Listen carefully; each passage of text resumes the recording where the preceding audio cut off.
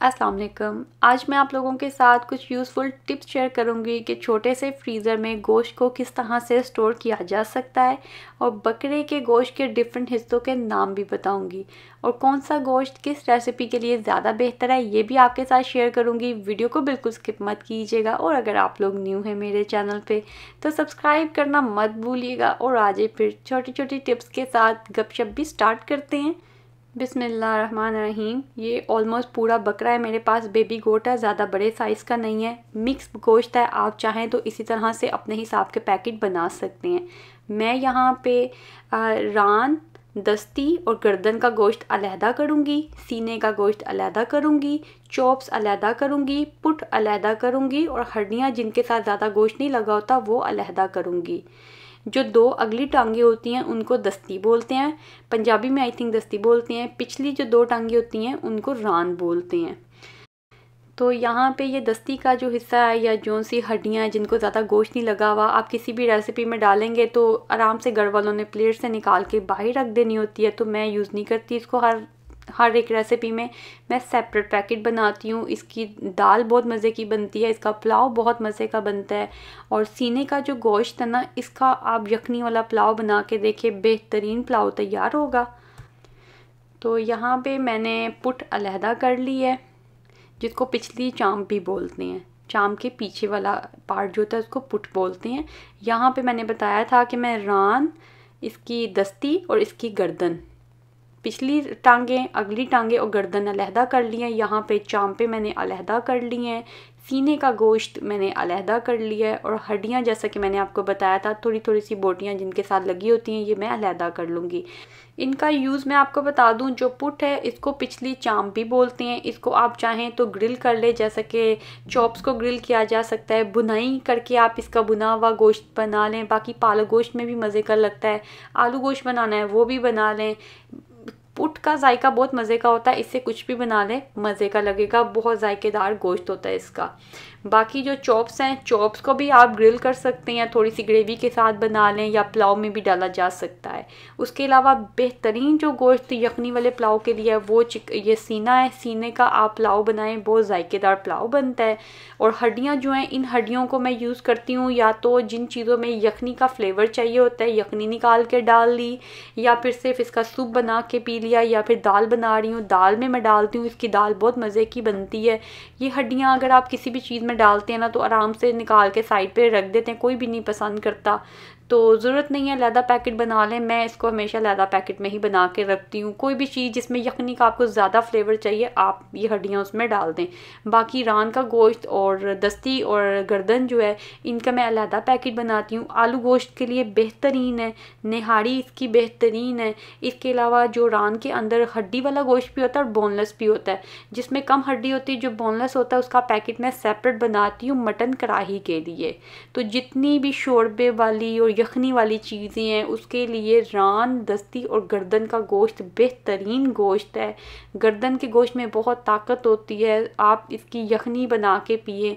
जिनमें कमज़ोरी हैं, जो नई मदर्स हैं, उनके लिए गर्दन के गोश्त की यखनी बहुत ही ज़्यादा फ़ायदेमंद है। तो आप इसकी यखनी बना के पी सकते हैं, नहीं तो शोरबे वाला कोई भी सालन बना के आप इस्तेमाल कर सकते हैं। बाकी ये है कि आपकी मर्ज़ी, आप इसको रान के गोश्त का पुलाव बना लें, वो आपकी अपनी मर्ज़ी। यखनी वाला पुलाव या देगी पुलाव, जो भी पुलाव आप बनाना चाहे वो आपकी अपनी मर्ज़ी है। लेकिन बेहतरीन ये उन्हीं चीज़ों के लिए जिसमें शोरबा या ग्रेवी हो, क्योंकि मिक्स वाली हड्डी होती है तो खुल के जायका आता है। चले यहाँ पे मैं पैकेट बनाऊंगी। मैंने यहाँ पे जिपलॉक बैग इस्तेमाल किए हैं। जिपलॉक बैग ना हो तो आप रेगुलर प्लास्टिक की थैलियाँ भी इस्तेमाल कर सकते हैं। यहाँ न्यूयॉर्क में जब आप गोश्त बनवाते हैं तो बुचर से जब आप कर लाते हैं तो वो पैकेट में डाल के ही आपको देते हैं, जिपलॉक बैग में नहीं डालते।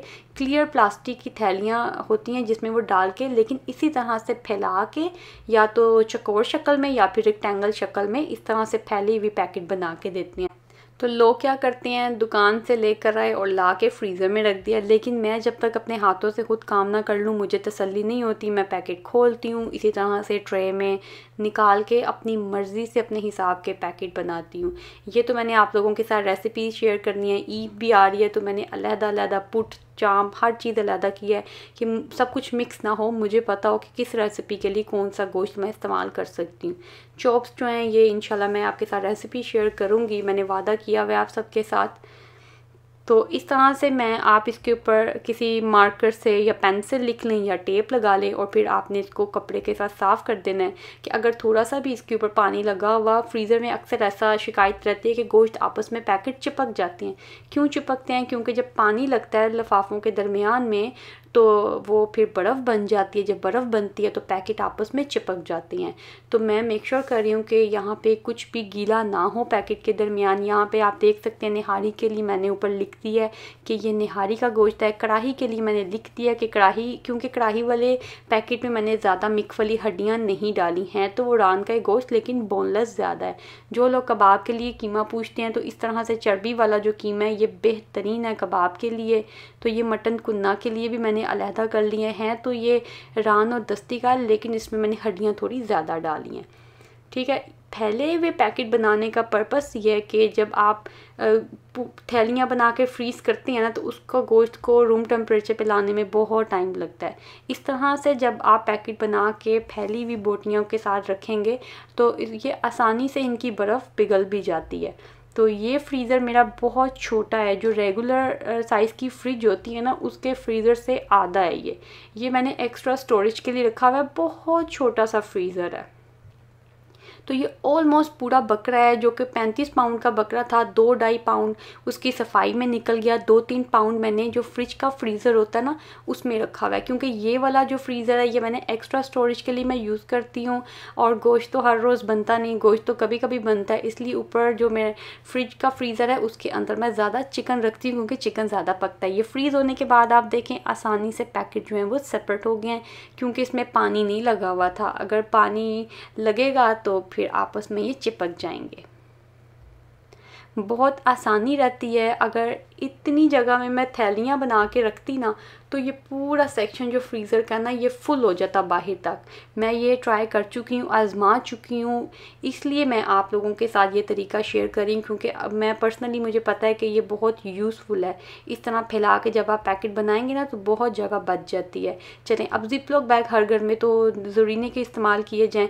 आप इस तरह की प्लास्टिक की थैलियाँ जो हैं, आप मेरे पास ये नीचे से सील बंद हुई प्लास्टिक की थैलियाँ, कोशिश करें कि सीधी हो नीचे से, उसमें डाला आपने, फैला दिया गोश्त को, पैकेट को इस तरह से आपने अंदर की तरफ फोल्ड करना है और इस तरह से एक के बाद एक ऊपर रख के सेम इसी तरह से आप फ्रीज़र में सेव कर सकती हैं।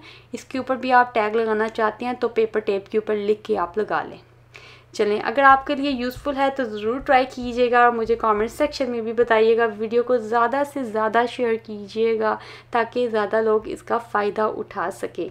And always remember guys, homemade is the best. मुझे अपनी दुआओं में ज़रूर याद रखिएगा। खुश रहें, हंसते मुस्कुराते रहें। अल्लाह हाफ़िज़।